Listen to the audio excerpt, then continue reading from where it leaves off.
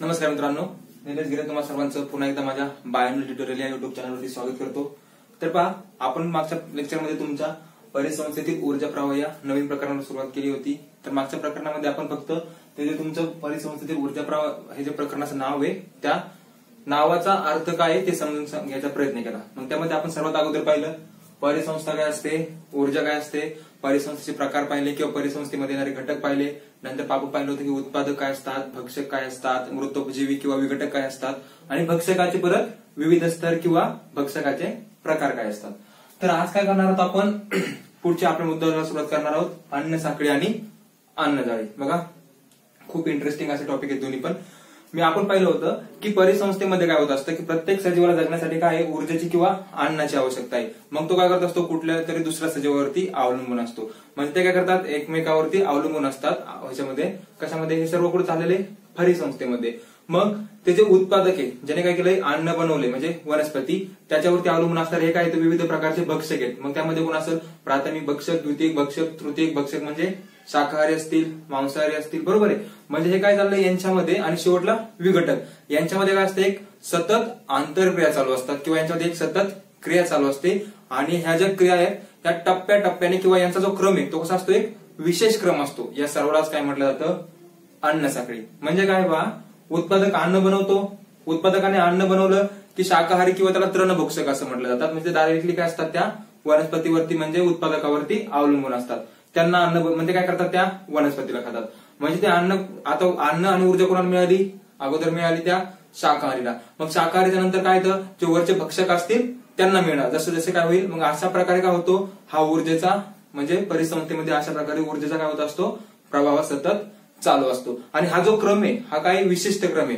म्हणजे बघा, हा जो क्रम आहे, गवत त्याला कोण नाकतोड किंवा टोळ वगैरे जे असतात ते खातात। नंतर त्यांना खातात बेडूक, साप, गरुड आणि शेवटी कोण येतं, कवके म्हणजे त्या ठिकाणी मृतोपजीवी किंवा विघटक वगैरे असतील। मग हा जो क्रम आहे हा विशिष्ट आहे। कधी पण काय होईल, असं होणार नाही की गवत कधी नाकतोडाला खाईल। म्हणजे काय, सतत काय कधी पण काय होणार, गवताला कोण खाणार, हा टोळ किंवा तो नाकतोडाच काय करणार आहे, गवताला खाणार, किंवा बेडूकच काय करणार, नाकतोडाला खाणार।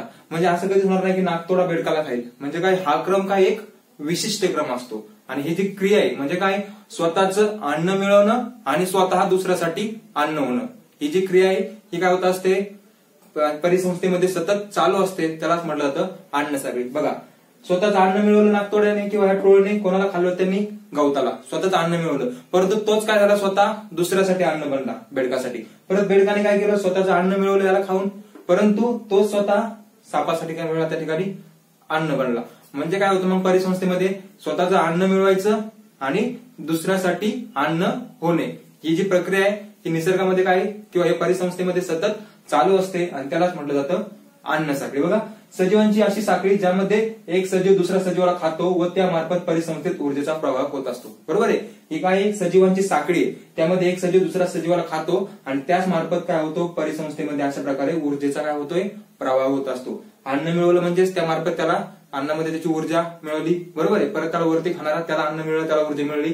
म्हणजे काय होतं, अशा प्रकारे परिसंस्थेमध्ये म्हणजे किंवा अन्न साखळीमध्ये काय होतं, टप्प्याटप्प्याने ऊर्जेचे हस्तांतरण होत असतं। काय होतं, टप्प्याटप्प्याने ऊर्जेचे हस्तांतरण। म्हणजे काय, टप्प्याटप्प्याने म्हणजे कसं, बघा, सर्वात अगोदर काय, जे की डायरेक्ट उत्पादकावरती अवलंबून आहेत त्यांना मिळणार म्हणजे प्राथमिक भक्षकाला। नंतर प्राथमिक भक्षकावरती अवलंबून असणार द्वितीयक भक्षक, मग ते शाकाहारी असतील, मांसाहारी असतील, बरोबर आहे। म्हणजे टप्प्याटप्प्याने अन्न मिळतं। म्हणजे या ठिकाणी सर्वात शेवटी कोणाला मिळणार आहे, एक कवके म्हणजे जे की किंवा मृतोपजीवी जे असतील, बरोबर आहे। म्हणजे प्राणी किंवा वनस्पती किंवा ज्यावेळेस हा गरुड समजा, हा काय होईल, किंवा गरुड किंवा घुबड असेल, तो काय होईल, त्या ठिकाणी मृत्यू पावेल त्याचा किंवा तो मरल। त्यानंतर काय होईल, त्याच्या शरीरावरती त्याचे कवके किंवा मृतोपजीवी जे काही असतील त्यांना काय होईल, त्या ठिकाणी अन्न मिळेल। म्हणजे काय, टप्प्या किंवा ऊर्जा मिळेल। म्हणजे ऊर्जेचं काय होत असतं, अन्न साखळीमध्ये टप्प्याटप्प्याने या ऊर्जेचं हस्तांतरण होत असते। आणि हा जो क्रम आहे हा एक विशिष्ट क्रम असतो। कोणामध्ये असतो हा क्रम, उत्पादक, भक्षक आणि विघटक। कोणाकोणामध्ये चाललेला हा क्रम, उत्पादक, भक्षक, बरोबर आहे, आणि विघटक किंवा मृतोपजीवी असे काय असतील ते असतील। मग हे काय, यांच्यामध्ये काय सतत आंतरक्रिया चालू असते आणि त्यामार्फत काय होत असतं, परिसंस्थेमध्ये ऊर्जेचं हस्तांतरण टप्प्याटप्प्याने होत असतं. याच क्रियेला काय म्हणत असतात, अन्न साखळी. बरोबर आहे. आता हा झाला अन्न साखळीचा मुद्दा. तर मग अन्नजाळे काय, ही एकच अन्न साखळी आहे. मग अन्नजाळेमध्ये काय होतं, अशा अनेक अन्न साखळ्या परस्परांशी आंतरक्रियेने म्हणजे त्यांच्यामध्ये आंतरक्रिया होत असते किंवा परस्परांशी जोडल्या जातात. या ठिकाणी अन्न साखळी, एक अन्न साखळी, तिचा पण कसा क्रम आहे, एकाच मार्गाने. बरोबर आहे. हा एक विशिष्ट मार्ग आहे. गवतानंतर नागतोडा, नागतोडानंतर बेडूक. परंतु अन्नजाळ्यामध्ये काय असतं, अनेक मार्ग असतात आणि अनेक अन्न साखळ्या एकमेकाला जोडलेल्या असतात. मग हे अनेक अन्न साखळ्या परिसंस्थेमध्ये अनेक अशा अन्न साखळ्या एकमेकाला का जोडल्या जातात, पहा.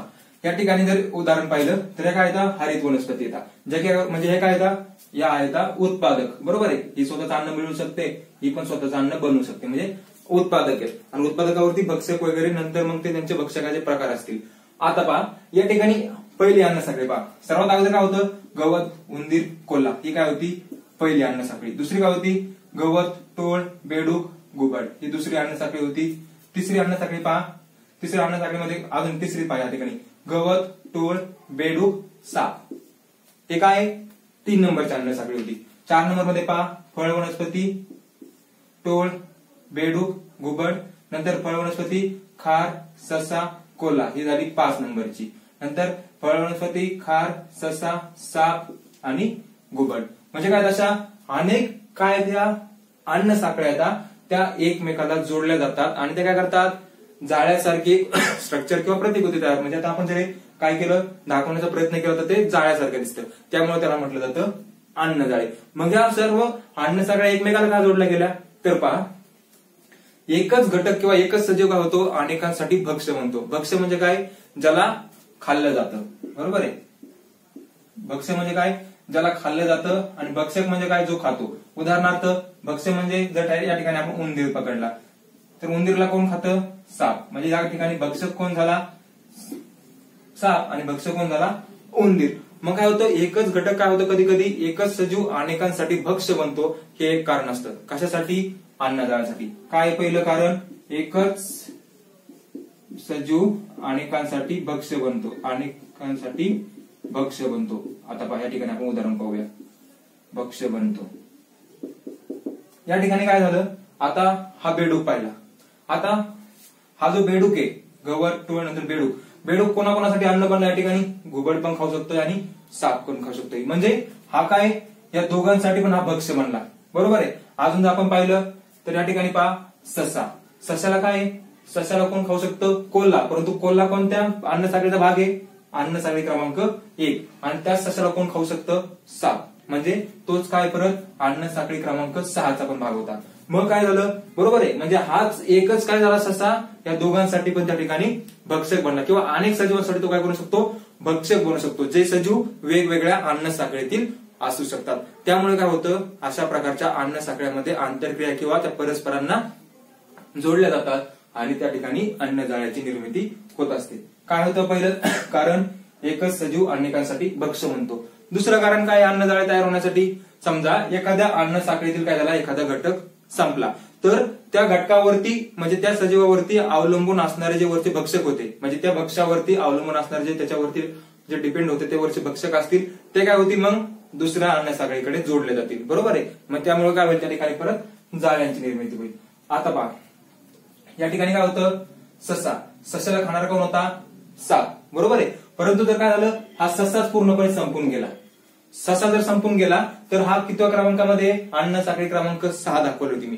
तर त्या सशावरती अवलंबून कोण होता, वरती साप. मग ते साप काय करतील, हा जो अन्न साखळी क्रमांक 2 आहे त्याच्यामध्ये बेडूक होतं, त्या बेडकाला खायला सुरुवात करतील. बरोबर आहे. म्हणजे जर अन्न साखळीमधील एखादा जरी घटक काय झाला, कमी झाला, तरी पूर्णपणे काय होत असतं, ही अन्न साखळी पूर्णपणे त्या ठिकाणी विस्कळीत होत असते आणि त्या ठिकाणी अन्नजाळ्याची निर्मिती. समजलं, काय काय कारण असू शकतं, एकच सजीव किंवा एकच घटक अनेकांसाठी भक्ष्य बनतो, त्यामुळे ह्या अनेक विविध प्रकारच्या अन्न साखळ्या एकमेकाला जोडल्या जातात आणि त्या ठिकाणी जाळ्याची निर्मिती किंवा अन्नजाळ्याची निर्मिती. किंवा अन्न साखळीतील एखादा जरी घटक काय झाला, कमी झाला, तर त्यावरती अवलंबून असणारे जे सजीव किंवा दुसरे घटक आहेत ते दुसऱ्या अन्न साखळीशी जोडले जातात आणि त्या ठिकाणी अन्नजाळ्याची निर्मिती होत असते.